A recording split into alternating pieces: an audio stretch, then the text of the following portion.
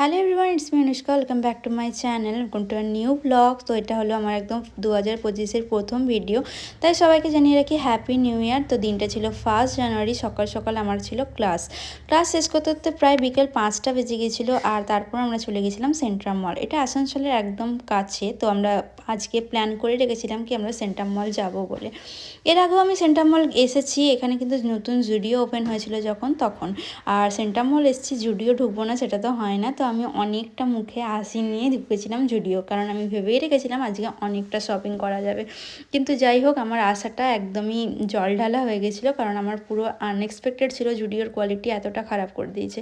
অনেকটা ঘুরে ঘুরে দেখলাম, কিন্তু যাই হোক কিছুই পছন্দ হলো না, তাই জন্য কিন্তু আমার মনটাও অনেকটা খারাপ হয়ে গেছে। তারপর আমার হাজব্যান্ড গিয়েছিল মেন্সওয়্যার কিছু কালেকশন ট্রাই করার জন্য, কিন্তু ওরও কোনো জিনিসই পছন্দ হয়নি, কারণ জুডিওর কালেকশন এতটা খারাপ করে দিয়েছে যে কোনো জিনিস পছন্দ হওয়ার কথাই নয়। জুডিও থেকে বেরিয়ে আমরা গিয়েছিলাম ভিটু মলে। ভিটু মলেও কিন্তু তেমন কোনো জিনিসই আমাদের ভালো লাগেনি, তবে হ্যাঁ, জুডিওর থেকে কিন্তু জিনিসগুলোর কোয়ালিটি ভালো ছিল। আর সবচেয়ে বড় কথা, ভিটু মার্কেট থেকে কিন্তু আমি তেমনভাবে কিছু নিইনি, তবে হ্যাঁ একটা টাওয়াল নিয়েছিলাম, মানে গাড়ি মোছার জন্য।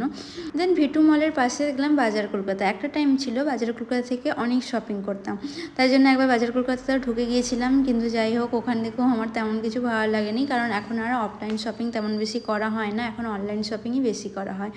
তারপরে নামতে গিয়ে দেখলাম সিঁড়িগুলো বন্ধ করে দিয়েছে। কী ধরনের অসভ্যতা, বিশ্বাস করো। দেন আমরা মল থেকে বেরিয়ে গেলাম, আর ওপরে উঠিনি, যেহেতু এক্সিলেটার সিঁড়ি বন্ধ করে দিয়েছে। আর তারপরে আমরা চলে গেছিলাম পিঠে পুলির দোকানে।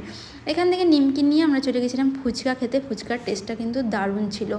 তারপরে আমরা সেন্ট্রাম মলের এই যে পাশে যে ফুড কোর্টটা রয়েছে ওখানেই গেছিলাম। এখানে কিন্তু তোমরা বিভিন্ন ধরনের খাবার পেয়ে যাবে। তো আমি অনেকদিন ধরে ভেবেছিলাম যে আমি ধোসা খাবো, কারণ অনেকদিন ধরে আমার ধোসা খাওয়া হয়নি, তাই জন্য আমরা সেই মতন ধোসা অর্ডার করে নিয়েছিলাম। তো আমাদের নিউ ইয়ার ইভিনিংটা এভাবেই কাটলো। তোমাদের কার কেমনভাবে কাটলো আমাকে কমেন্টে জানিও। ভিডিও ভালো লাগলে অবশ্যই লাইক করবে, কমেন্ট করবে, আমার চ্যানেলটাকে সাবস্ক্রাইব করে দেবে। যারা যারা এই ভিডিওটা আমার ফেসবুক পেজ থেকে দেখছো তারা কিন্তু পেজটাকে ফলো করে দিও। আজকের মতন